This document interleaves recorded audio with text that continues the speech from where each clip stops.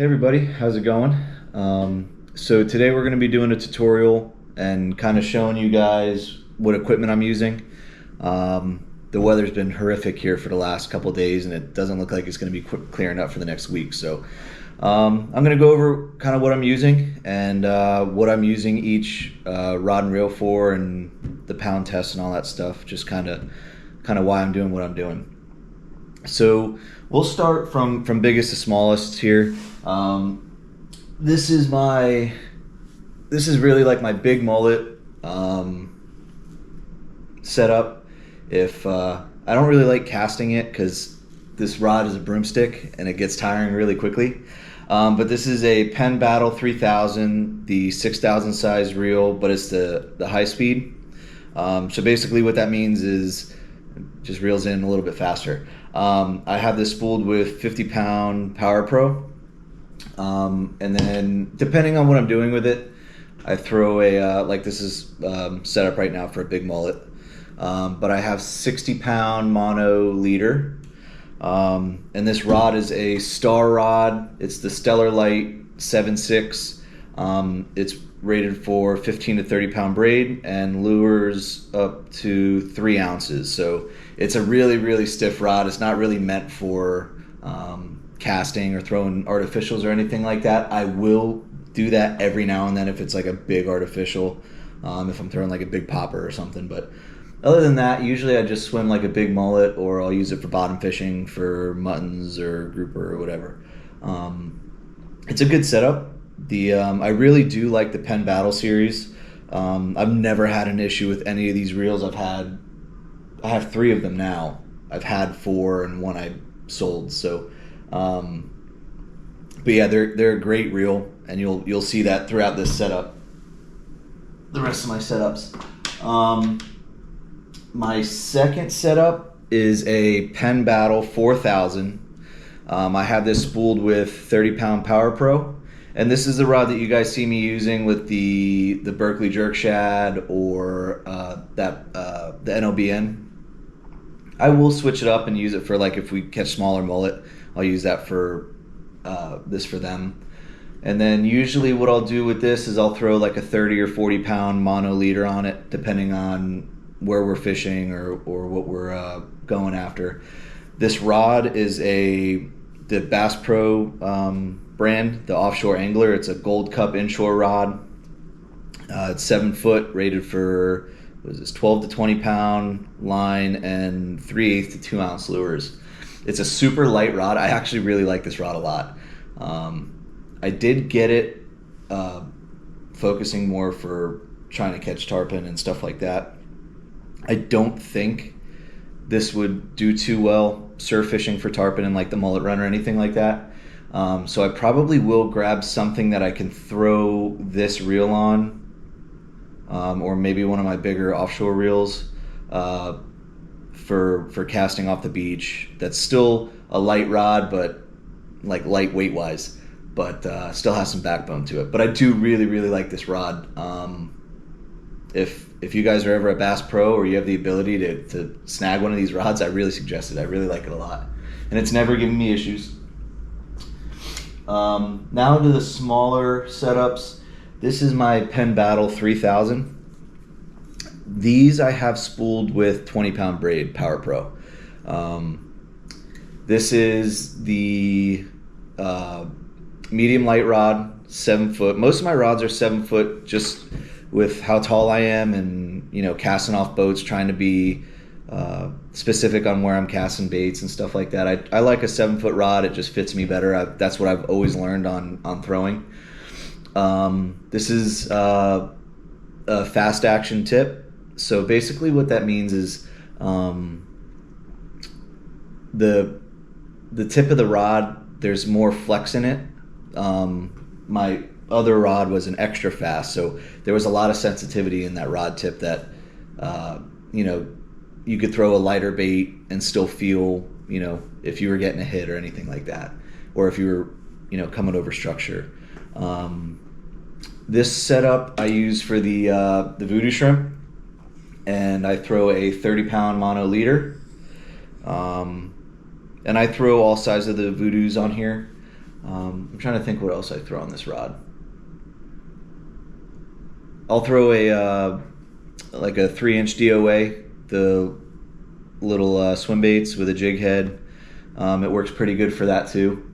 I've caught a 37-inch Snook on this setup, which I think is pretty, impressive for a little 3000 and a medium light rod. It doesn't have to be this big crazy setup for catching big fish. And I was actually just talking to a buddy last night about it because he was asking what I was using, and I was able to find that rod online at Dick's Sporting Goods for $120, I think, for the rod and reel. And yeah, it's a great setup. I've had it for 5 years now, using it strictly in salt water, and it's giving me no issues. So I really like that setup. And then this is another PENN battle, if I can get it. And the only reason this has a different rod on it is because I actually broke the ceramic out of the eye the other day on the rod that comes with it. But again, this is the PENN Battle 3000 with 20-pound POWERPRO, and I had this set up this was what I was using for the live shrimp the other day, and this is what I caught that tarpon on. This rod is called the Squadron 3. It's made by PENN. Another light rod. It's kind of like that offshore angler rod that I have. I like it so far. This is a 7-foot medium light fast action tip, rated for 18 to 15 pound braid. Oh, I'm sorry, 8 to 20 pound braid, and then 1/8 ounce to 3/4 ounce lures. So it's another lighter action rod. I do like the weight of it. It actually feels really good. It probably will end up being one of my new favorite setups because of the rod. And I think that rod cost me like $50 on Amazon. It was not crazy expensive, because you can get into some crazy prices when you're talking about fishing equipment. This setup is something that it's kind of just like my throw around rod or setup. This is a a Fluger Presidential. I believe it's a 2000. I've had 3 of these reels, and I'm not a huge fan of them. They tend to like bind up real easy and get corrosion on the inside, which I don't know if they're not sealed or whatever. But I haven't really had the best luck with them. I think this reel has 30-pound POWERPRO on it. And I grabbed a rod from, I think it was Dick's, for like super cheap. This is a Tsunami C-Tech. This is a 7-foot medium. You could throw 8 to 20-pound braided line, which those are like kind of just suggestions to me. I don't really follow those too well. And you could throw an 1/8 to a 1/2 ounce lure. Now this rod is like super flimsy. I really don't like using it. If anything, I would use it for like a sabiki or trying to catch like little mangroves or something on the bottom with a light setup. I really don't care for this setup. I really wouldn't prefer to bring this out because you never know what you're going to catch. You don't want to hook into a PB and you're trying to land it with a overcooked spaghetti. So, but those are my main 5 rods that I use. And I think what we're gonna do now is we're gonna go over some basic knots that I use on every time I go out. Those are gonna be a braid to mono leader knot. There's a million different ways to do it.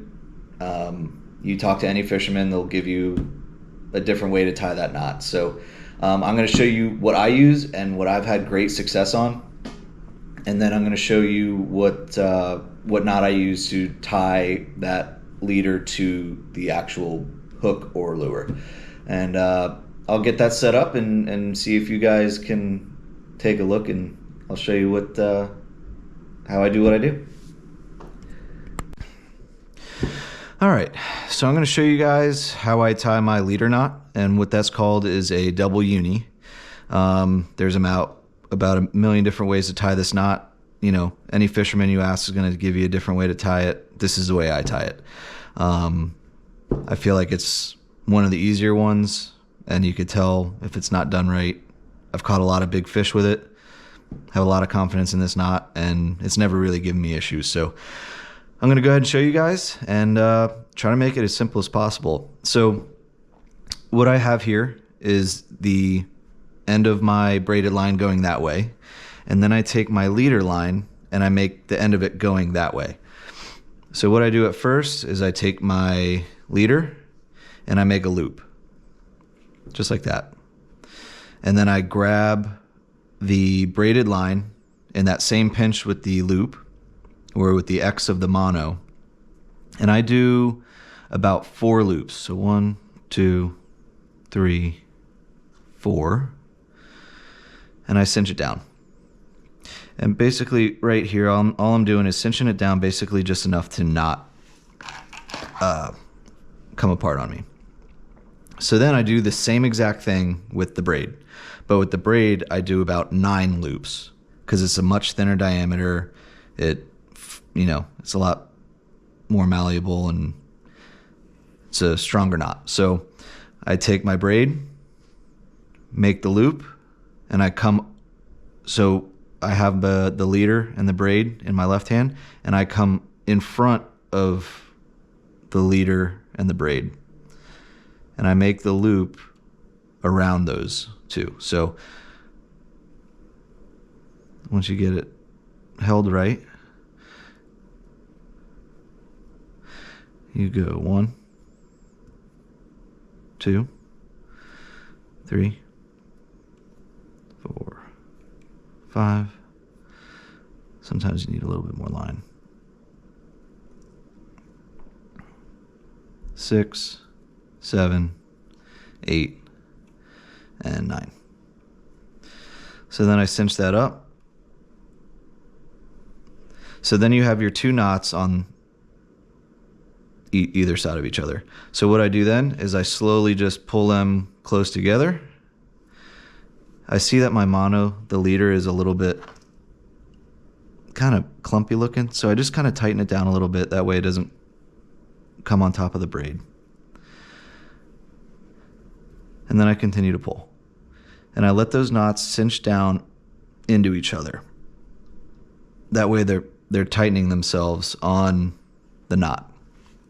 And then from there, what I do is I take my clippers and clip right there. I try to get as close as I can to this knot. It doesn't really need too much tag end, or if any. And then I clip as close as I can to these are some old pliers, so they're not as sharp as they used to be. All right, and then what I do from here, being that this is going to be a live bait rod, I'll do about 4 feet.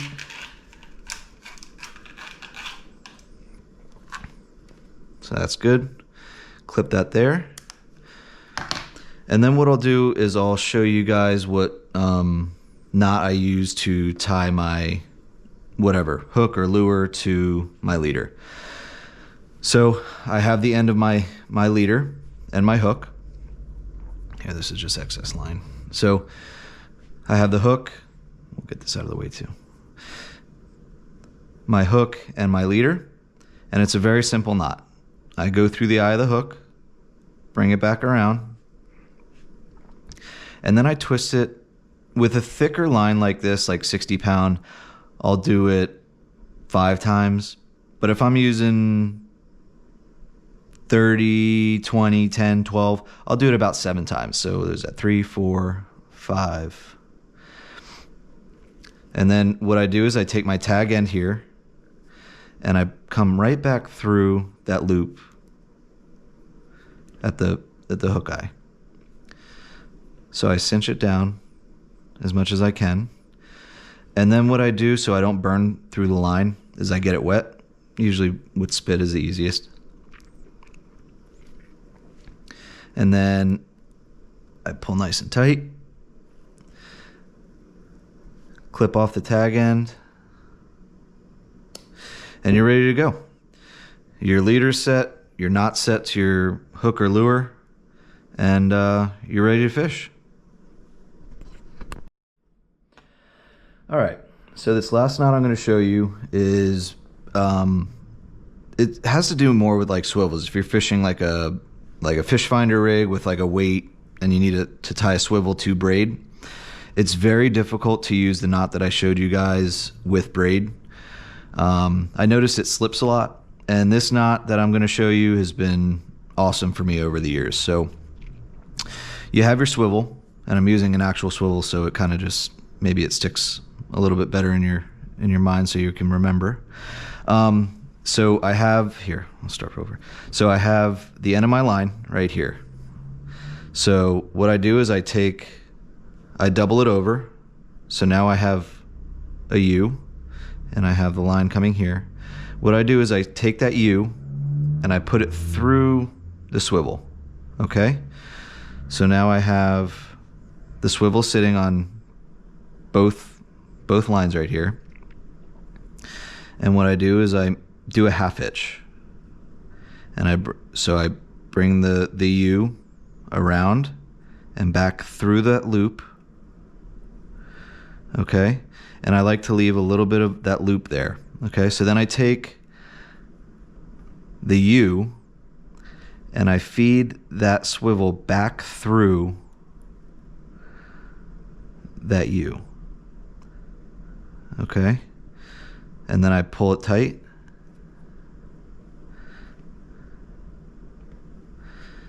And sometimes every once in a while I'll throw a half hitch on top of that, but that knot is strong enough for whatever you need. So I'll just show you, I have the two lines right here. This is the end, this is the main line. And I do a half hitch. To be honest, I don't really know if it works any better because I've never really had issues with that knot. And then I clip off my tag end. And then from here, I would take the other swivel and I would tie that knot that I showed just before this, how to tie like a hook or a lure, that you loop it through, or you take the main line, put it through, and then twist it about 7 times. I would use that one to this, and then to your hook or lure, whatever you're using. But yeah, that's the knot that I always use to connect a swivel to braid.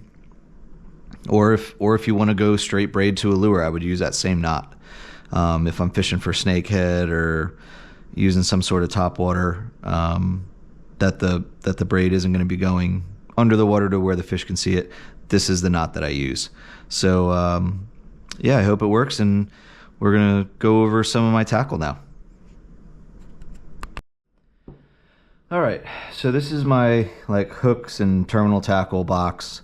As you can see, everything is separated. I'm kind of anal, I guess, when it comes to that stuff, but I have just hooks for just about everything. This stuff is for if I'm trying to catch bait. You could use these for, if you're offshore catching ballyhoo, you can bring your kids out and throw a little piece of squid on these hooks and on a bottom rig with a split shot and catch pretty much anything there is in the water that's carnivorous. These are some smaller circle hooks. I'll use these for pilchards, smaller baits. The circle hooks end up getting bigger up all the way to my big circle hooks. I use these from like shark fishing or whatever. And then I go to my normal J hooks. These are more for like cut bait. If I'm yellowtail fishing, I'll use those. I don't really use these as much. I don't really know why. But I really like these. They're called octopus hooks. The eye is bent out a little bit and they're super sharp. They're made by Owner. They work really well. I mean, you saw that's what I used in that last video for that tarpon with that shrimp and hooked into them perfectly fine. These are just bigger versions of that. And then swivels. I have 3-way swivels if I want to tie braid leader, and a loop knot for a weight. Snap swivels, you know, if I'm ever offshore and want to troll or whatever. Bigger swivels if I'm grouper fishing, mutton fishing, smaller swivels. Then I have little weights here. I do have a whole weight box, but I got beads. What they do is they protect your knot. So when you have your swivel and your knot, you put the bead before the weight so that the weight's not just banging on your knot and could, you know, affect the integrity of that knot. A couple split shots, bigger hooks if I want to trolling. Here's some of my weighted swim bait hooks. I have a whole other box in my tackle box of weighted hooks. This is for a bigger bait, obviously. I have a couple bigger swim baits that I would use that for. These are just normal 5/0 wide gap worm hooks. I use these for if I wanted to use something like a super fluke or something weightless. This is what I would use. Some bigger hooks. I have some 7 and 9 inch, basically like a super fluke. And then I have extra treble hooks because every once in a while you'll bend a hook out, and instead of throwing the whole bait away, you just change out the treble hook and you're good to go. All right, so here's one of my other boxes. I just have some small red tail hawks in here, some DOA Terrorize. I don't really use them too much. I just kind of have them in case a buddy's using them and they work. All these spoons and stuff were for when I fish the pier. If kingfish were schooling up and close enough to the pier that we could cast at them. Some DOA shrimp. I have these little 1 ounce jig. I think these are half ounce white jigs. That's for if you're offshore. I like having one on if you pass a floating debris. You know, you could throw those and catch a bunch of dolphin. DOA shrimp. These are gotchas. Growing up on the pier, you always had to have one in your tackle box when the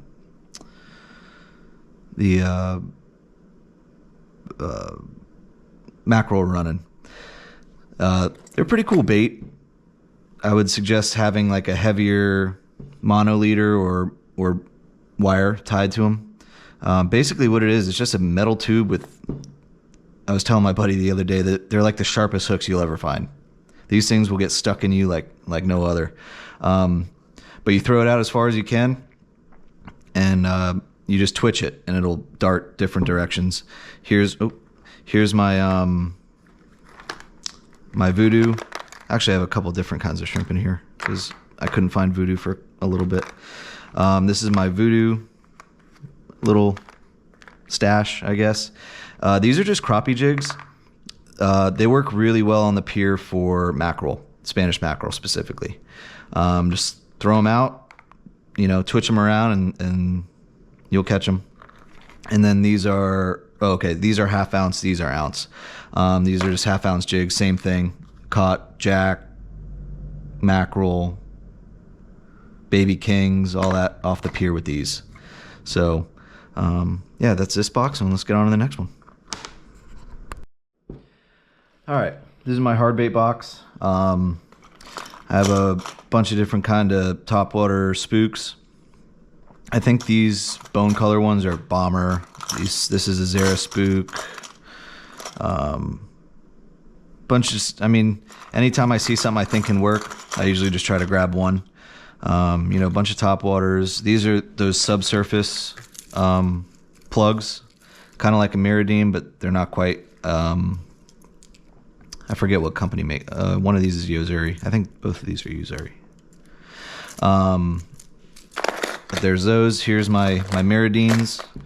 These are all my twitch baits. So they're the long, like crankbait looking lures. They have small lips on them, and what you do is you just cast them out. You could troll these, the bigger ones. This is actually the exact plug that I caught my PB Snook on at a spillway. And yeah, this is the one that I had to hit on the tarpon with the other day.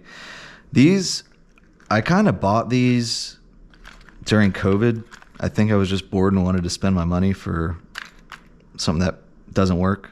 I don't know. I just keep them in there in case we get on a school or something and, you know, God forbid I lose it, I won't be heartbroken. And then these are my poppers. I don't use them too much.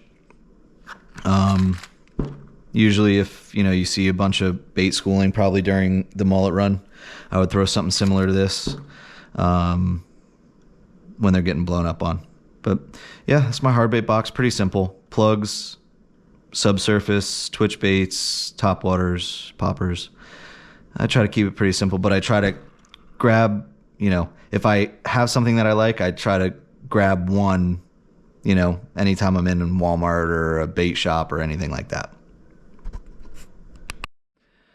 All right, this is my swim bait box. A lot of these paddle tails I got, like these I never use. I don't know why. I saw them and I liked them. I have caught fish on them, but I just haven't found them as successful as some other baits. These are all my DOAs. Natural color, dark, white. Pretty simple. I mean, pretty much all I use is the natural color. These are actually called Gambler Big Easies. They're meant for bass, but I did really, really well with them the other day when I went out with my buddy. I was just bouncing them off the bottom. It's a great bait. It was, you know, proved itself to me in saltwater, so I don't see why I'm not going to keep using them. These are the live target mullet. Never did too well with these, but they're a good bait to have. You know, I don't know. Nothing's hitting, I would throw that. These are my Z-Man paddle tails. These are the ones, this is, again, natural color. And then I just have an assortment of jig heads. Just go by weight. These are for some bigger swim baits I have. I think they're 7 or 8 inch swim baits. I use those during the mullet run on the beach. But yeah, you know, it's pretty simple. I really like, they're called, I believe they're called the Redfish Magic jig heads. I love them. The hooks are really sharp. The shanks of the hooks are sturdy. I've never had one bend out. My line will break before a hook bends out on these. And I just have other swim bait or jig heads just because, you know, I couldn't find those. But yeah, they're awesome little jig heads. That's what I would suggest getting. I believe I think these are 1/8 ounce and these are 1/4 ounce. And I think if they had a 1/2 ounce, I would get them. But yeah, that's my soft plastic swim bait box. And I think all I have left is my weights, and that's a pretty simple box. I mean, it's just a bunch of egg sinkers, pyramid weights for a sabiki, and yeah, that's pretty much it. And anything else I use, I have in bags. All right, so I'm gonna go over the last few things that I have to show you guys on my tackle and kind of what I carry with me every trip. This is something else I carry in my tackle box. It's like a little jig set. They're just mustad hooks with painted weights on them.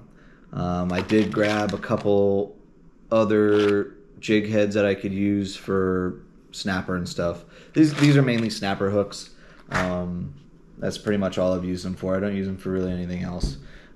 Here are the Berkley JERKSHADs. I keep them in the bag just because I kind of don't have as much room in that one box with all the soft plastics in it is my swim bait box. So I keep these in the bag. I have a bag of Super Flukes. They're, again, natural color. So I just keep those in there. I have my Pro Cure, the mullet flavor, I guess, scent. I keep my pliers, and they actually need to be replaced, but they still work good. I like a set of pliers with the split ring tip at the end here, and a set of cutters on them that are spring loaded. And then super glue. Super glue is extremely useful in the water. You could use it to glue baits onto hooks. I actually use it instead of stitches. I've probably needed stitches probably 4 or 5 times, and I've super glued myself, and it works really well. And you can stay on the water and fish.